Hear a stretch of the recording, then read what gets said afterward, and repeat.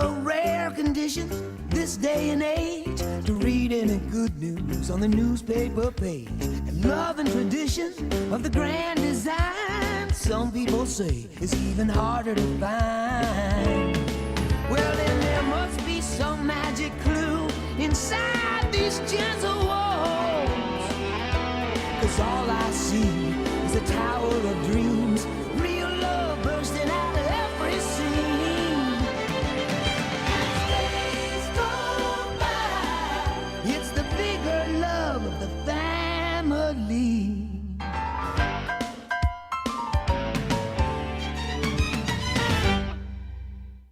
What's up guys, it's Rosa Parks from Jack News, and today I got a video on female athletes for Women's History Month. So I hope you guys enjoy, and yeah, peace.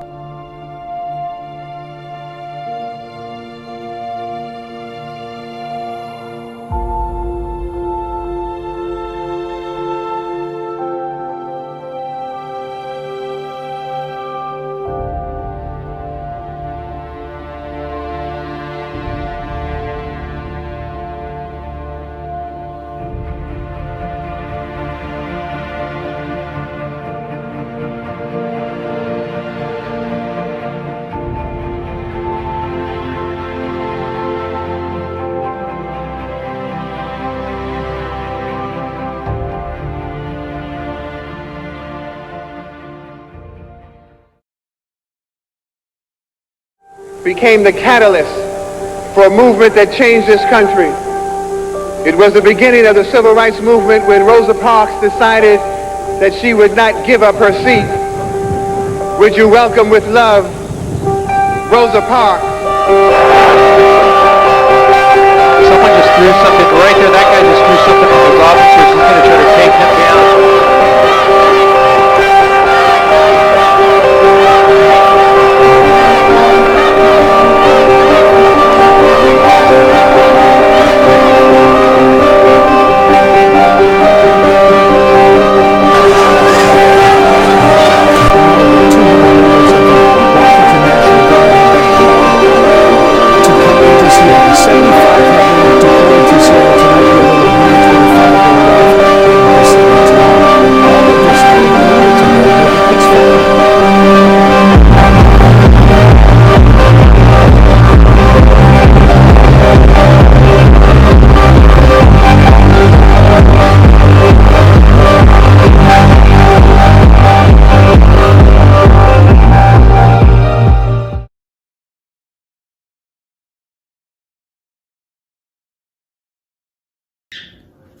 What's up everybody, my name is Isaac Peralta. You guys probably already knew that, and today we're here with another video, and we're doing it on Rosa Parks, an American activist born on February 4th, 1913.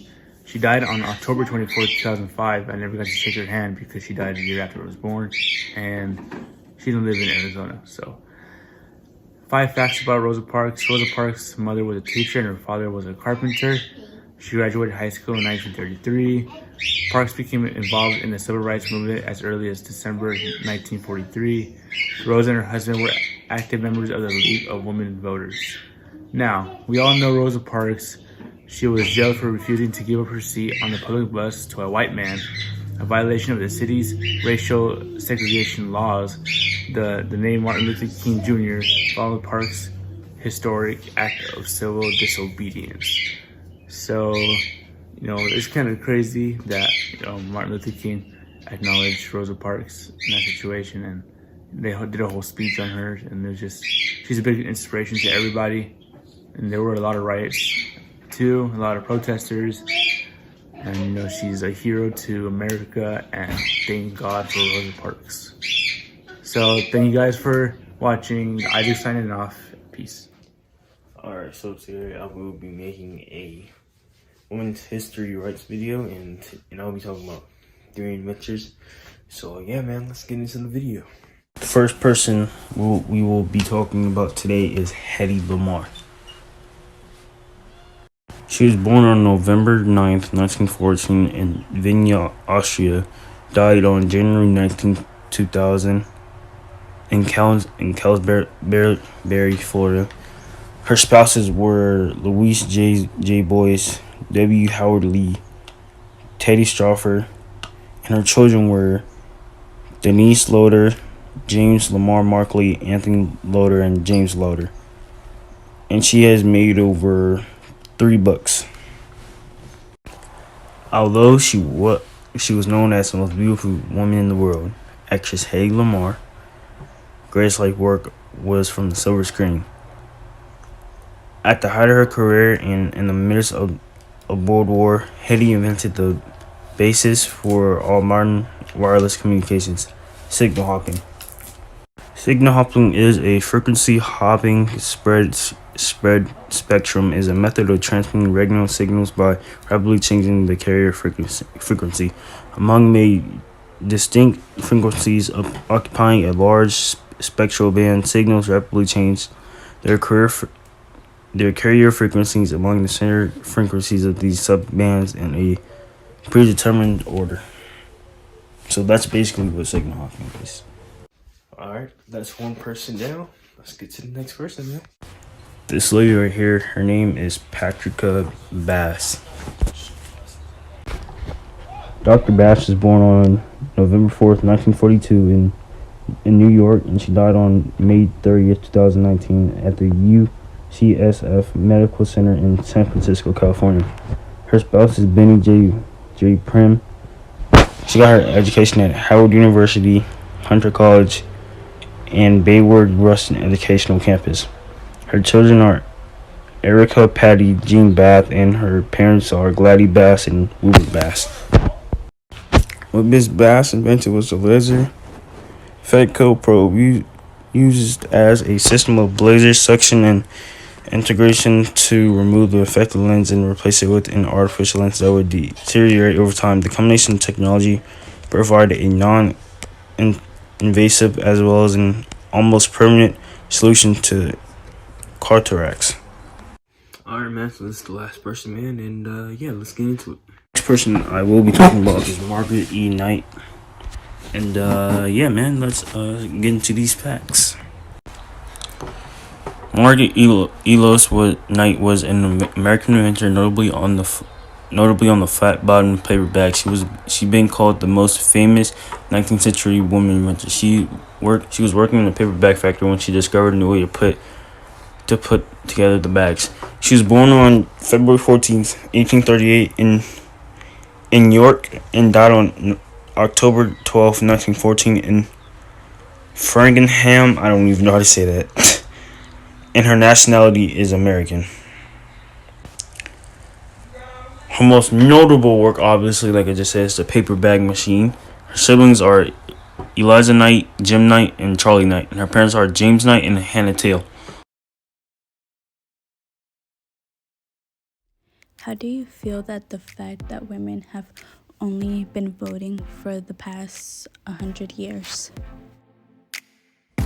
I think it's astonishing that there are people alive today who are actually alive before women were allowed to vote. It shows us how far we've come, but also that there's a lot more that we can be doing in order to make sure that women and males are equal, both in the workforce as well as within our government.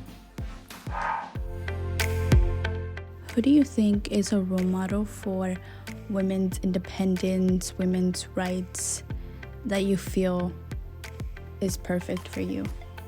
So when I hear women's empowerment would be Malala. At a young age, she has fought for the rights of females to attend school in her country, and she won. Unfortunately, through the time she was actually shot in the head, but she still fought through it. How do you feel that they're finally making women's superhero movies? Also, how do you feel that it would change the world with younger kids seeing males and females superheroes? Throughout the years, we have definitely seen more and more women superheroes arise and making a great change within the world, especially when talking about kids, because kids always basically see what they do all the time. And what women superheroes have done so far is basically boost up kids' confidence and helping them not only solve fantasy problems but also real world problems. seeing women superheroes in action not only boosts up kids' confidence, but it also tells them, you can do, or you can actually be what you want to be. If you want to be a pilot, you can be a pilot. If you want to be a police officer, you can be a police officer. Because if you really think about it, back then, we didn't really have women participate in such things. And now you see, women firefighters, women pilots, and women basically participating in a lot more occupations.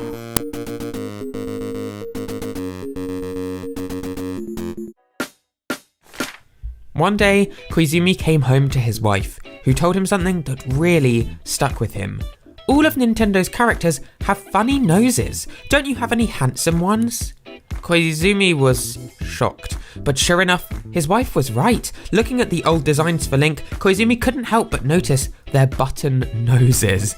What if this time around Link were to be a little more dashing, more attractive, more hot? And so, the next day, Koizumi got to work designing this new iteration of Link, alongside the game's character artist Yusuke Nakano. Koizumi told Nakano about all the new changes he wanted to be made. The sideburns needed to be shorter. He needed a stronger nose. Ooh, pierce his ears. Perfect. Well, actually, maybe that was a little too perfect.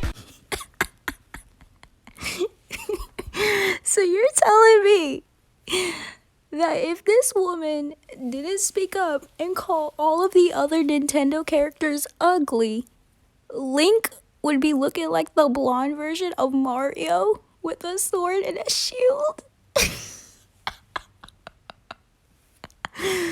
Oh my gosh. Luigi who? Nah, bro, this is Luguini.